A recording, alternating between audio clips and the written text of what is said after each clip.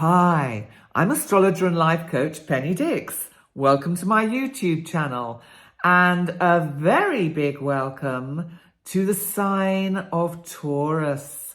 And that's whether you're the sun in Taurus, the rising sign, also known as the ascendant, or the moon sign, because this is your ultimate overview of all the astrological heads-ups you need to know for 2024. Shall we begin at the beginning? Well, what I've done, just to let you know, is I've broken it down into sort of small, kind of manageable, digestible bits, because I haven't done every single major thing that is happening, because we would be here not just all day, all week, because it is quite an important year. It's a year of big change. And if you haven't already seen my overview for 2024, I suggest you check it out, because it'll give you a broader picture of what we can expect on the world stage and how it could affect each of us individually. But let's start with your chart, Taurus, because we start the year with Mercury, our planet of communication, retrograde. Now, it's been retrograde since the 13th of December in Capricorn, in your 9th house. Now, the 9th house is the part of the chart to do with higher education, learning, truth. It can be spiritual enlightenment, and it can be travel. And if you've got Mercury retrograde here, and it's been retrograde all over Christmas and New Year, were you hoping to travel somewhere over Christmas? Did it not happen, or will it not happen?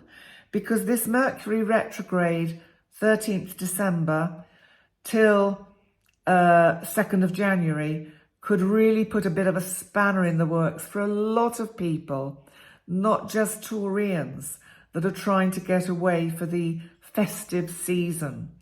So the other way to look at Mercury retrograde is that every interruption or every delay is actually a very timely and welcome course direction from the universe. I always think that's a nice way to think about it. So it doesn't go direct till the 2nd of January. And by then it will have moved back into Sagittarius, which is your 8th house of joint finance, investments, pensions, things like that. So you may have some documents that you have to deal with to do with such things, or you might be doing your tax or your books or your accounts and finding them a little bit challenging.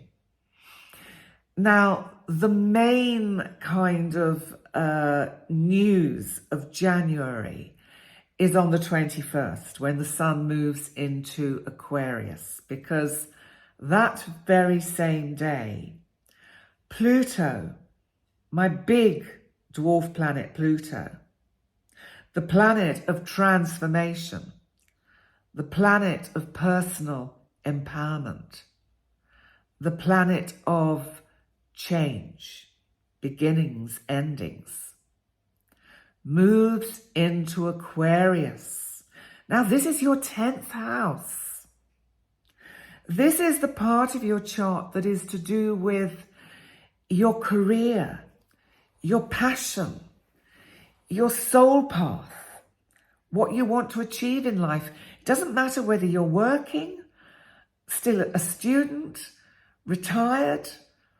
It's whatever rocks your boat, Taurus, whatever you're passionate about getting involved in. Pluto is here for 20 years, giving an amazing boost to your career and your direction in life. And the fact that it moves into Aquarius on the 21st and is conjunct the sun, our beating heart of the solar system, Without the sun, we would not live, we would not shine. So that is a big deal. So you just need to kind of assimilate that and think about the fact that Pluto is going to be here for 20 years, but it doesn't fully move into this part of the chart till November. So I'm going to come to that in a little bit. But let's just skip February and March. It's not that there's nothing significant happening, but there's not anything that I think is important enough for us to talk about at this point in this reading. I'm leaping ahead to April the 1st because April Fool's Day.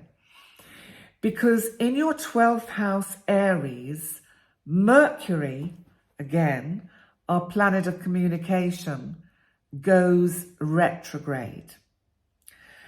And this is your 12th house where you can feel a bit restricted sometimes.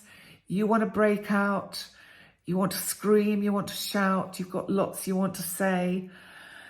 This is Mercury. This is the planet of communication. This is quite a tough placement for Mercury. So you're, with it retrograde, you really are going to have to breathe, Taurus. Breathe deeply.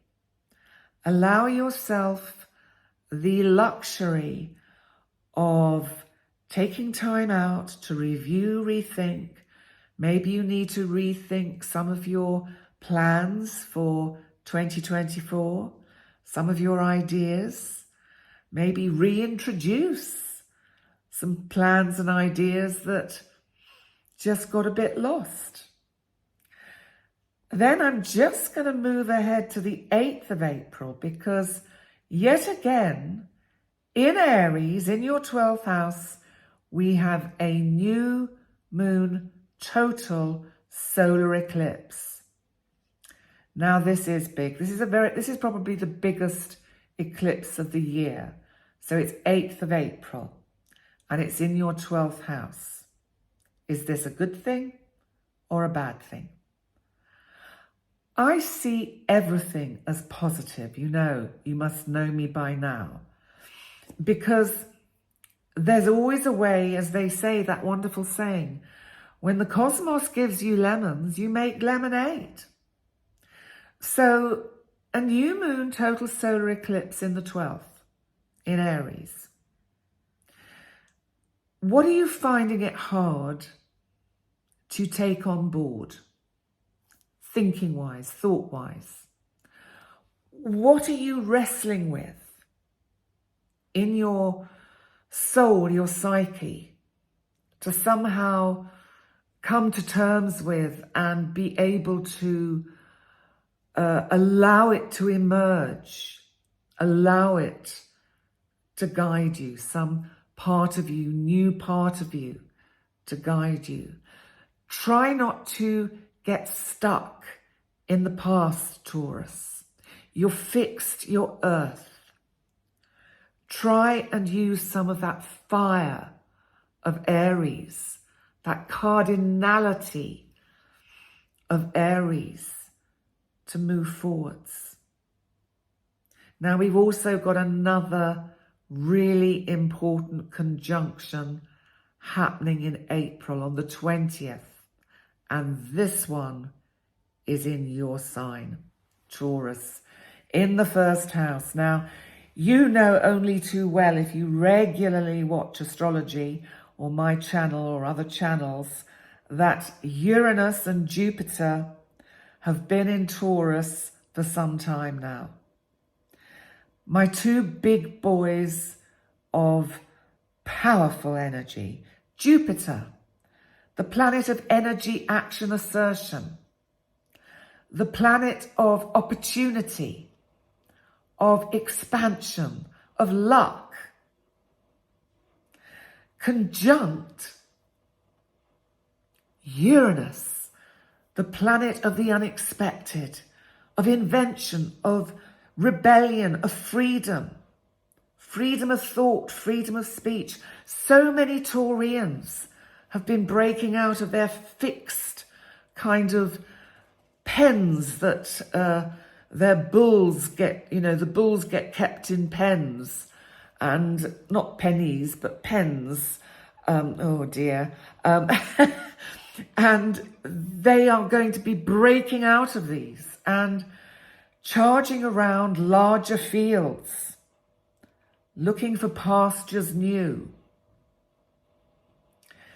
There's also a highly spiritual element to this particular conjunction for the whole world. Now, the fact that it is in your sign, Taurus, really means that a lot of Taurians are going to be waking up to these higher levels of consciousness, higher frequencies.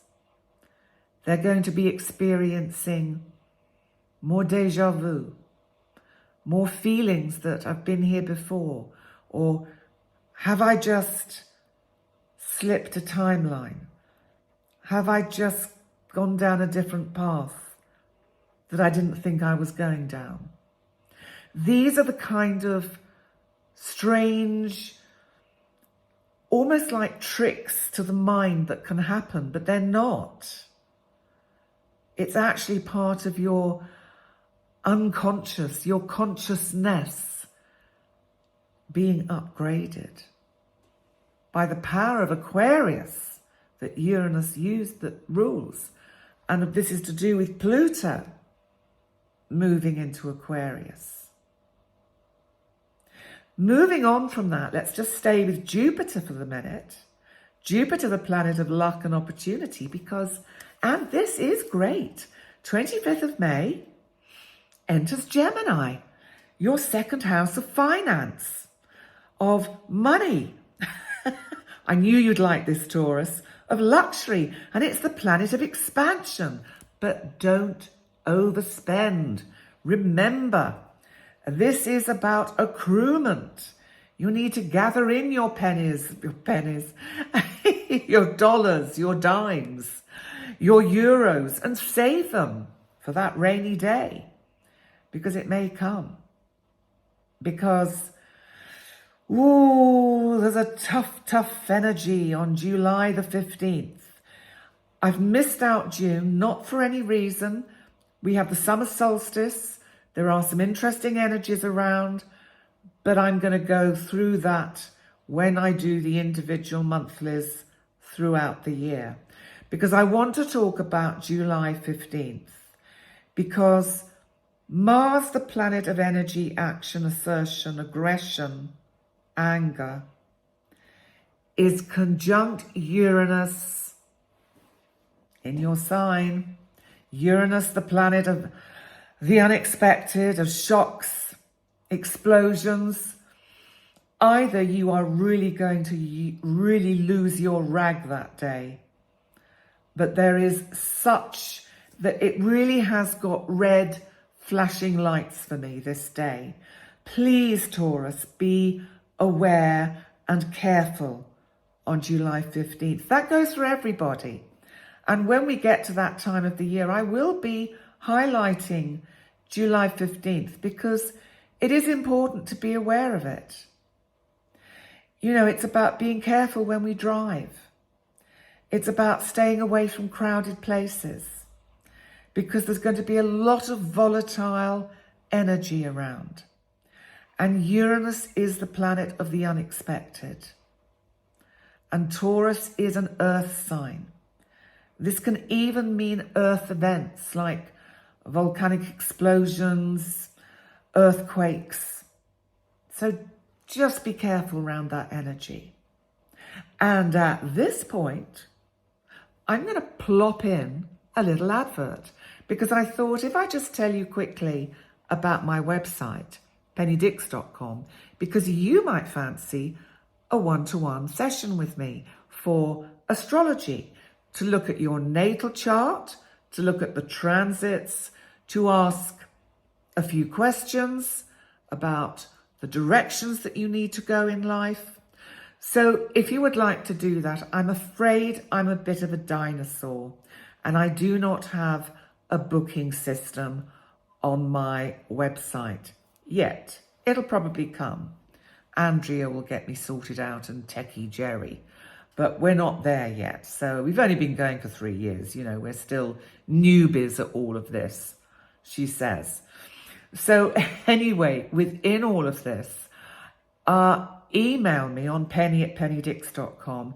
Then we can have a little chat about the best time for both of us to meet, because a lot of you will be in the States or maybe in Australia or New Zealand or on the Pacific coast. And so there are only certain times of day when it is suitable for us to meet. I'm in the middle of the Mediterranean, so I'm on Central European time. And to give you an idea of what that means, I'm 6 hours ahead of New York. Suddenly forgot the name of it. New York, New York. I'm 6 hours ahead, 6 hours ahead from New York. So that's my advert, and the payment will still be by PayPal. I send a PayPal request. You don't have to have an account. It's all very safe and secure. You pay as a guest online, sorted. And we do it on Skype, the session. I send an instant link just before the session. It's recorded. You have it to download, save, and rewatch as often as you want. End of advert. Back to your reading, Taurus. I thought I did that quite clever, Lily. So let's move on to September, which is not to say nothing happens in August, July and August. Well, I've told you about 15th of July, but August, it's summer. Where I am, everything shuts down. So it's hot, very hot. And for a lot of you, it's also hot. And I will be doing very little.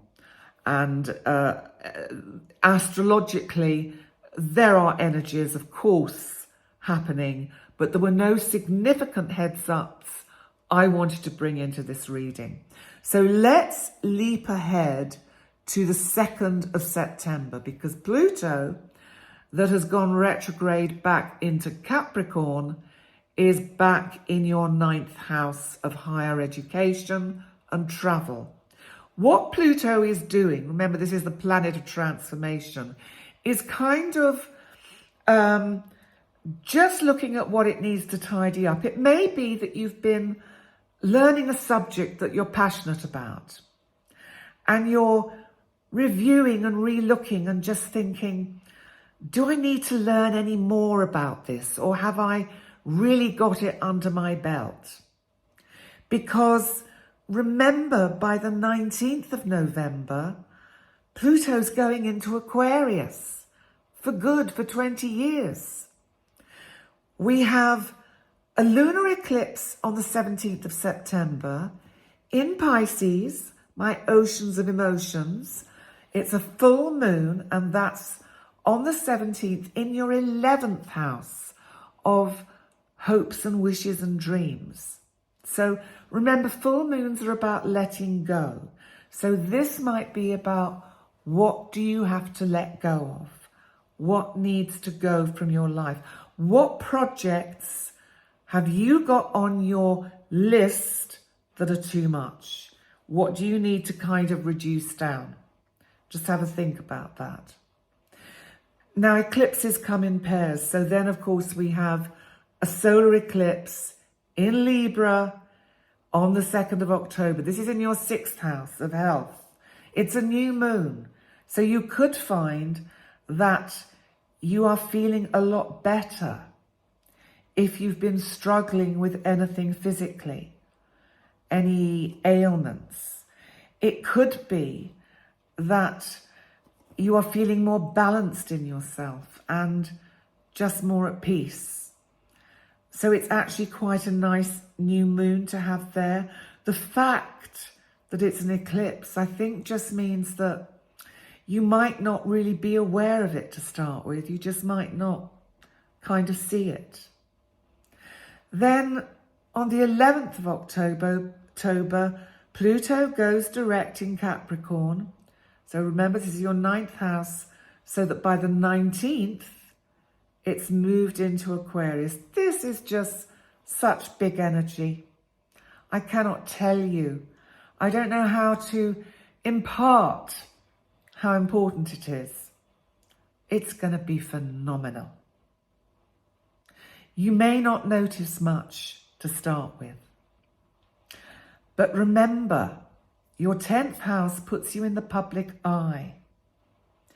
If you are in any kind of work or profession or career that requires you to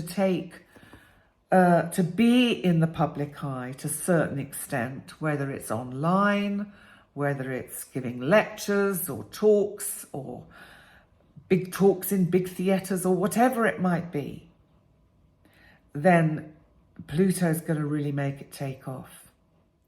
You better make sure you're taking your vitamins and you've got the energy to cope with this. Later that month, on the 26th of November, Mercury again, our planet of communication, goes retrograde. The reason I've mentioned all the Mercury retrogrades is because I think it is actually quite helpful to be mindful and be aware of when they're coming, because we can prepare for them. And it goes retrograde in Sagittarius in your 8th house. And that's on the 26th of November. And this could mean that there's something that you have to attend to do with documents, joint finance, investments, pensions, anything of that kind of nature could be what is around. It won't go direct till the 15th of December, still in Sagittarius. But what's nice about this, which is different from this year, 2023, when I'm recording this, is that Mercury this year, 2023, is retrograde over the whole of the festive season, which could see people not being able to make things because they're not well, things breaking down, things not working, messages going astray, invites not happening, or just things getting mixed up. But in 2024, plain sailing. Mercury direct over the whole of the festive period. So that's good news. But however, before I finish your reading for 2024, Mars, our planet of energy, action and assertion, goes retrograde. It does this every 18 months or so. And it goes retrograde in your 4th house, Leo, on the 6th of December. This could see things having to be done within the home to do with kind of, it feels like energy and action, furniture being moved, things happening. Maybe you're moving or making space. Maybe somebody's moving in or moving out. There's definitely energy of that around whilst Mars is in this part of your chart. But it's retrograde, so it's like you're having to redo something, redecorate even, re-look at, review something. And Mars doesn't go direct until the 24th of February, 2025. And that's by the time it's moved into Cancer, which is your 3rd house of communication, where it will be softening. It'll be helping you repair any relationships or friendships where the communication has got a bit sour, has got a little bit off. So actually, that's quite powerful, quite important for you. So, Taurus, bless you. You've stuck with me to the end. Well done. You probably noticed, if you've watched any of the others, that I'm breaking these up and wearing something different for nearly every video. It just makes it more interesting. and I've got them all randomly published so that I've recorded them in a different order. I'm randomly publishing them just for fun, just to make it a bit different. It also actually makes it a bit easier for me because it kind of makes me think more, because otherwise it gets a little bit samey where I'm going Aries, Taurus, Gemini, Cancer. So it's also helpful for me. So on that note, thank you so much for joining me for your overview for 2024. It'll be an interesting year. It's going to be quite important for you this year. So be mindful of that. And remember, my website is pennydix.com. And please remember to like, comment, and subscribe. I would love it. If you're new to my channel, I would love it if you'd subscribe. Also, remember that there is still available to buy and download the natal chart course for beginners on my website. And that is going to have a few things added onto it in the new year, which I'm going to be working on hopefully over the festive period, because I want to add a few things to just tweak it, just kind of upgrade it a bit. And also there is the wonderful moon calendar for sale on my website, which the lovely Andrea Britton has designed. And she has done that so that we all have a wonderful kind of idea of when the new moons, the full moons, the eclipses are. So it would also make a nice gift. If you haven't done all your Christmas shopping yet, why not that? Why not even the gift of a session to someone? That would be nice. So there we go. On that note, thank you, Taurus. Bless you. I really wish you a lovely, fortunate, happy, healthy, successful 2024. Thanks for joining me. Bye for now.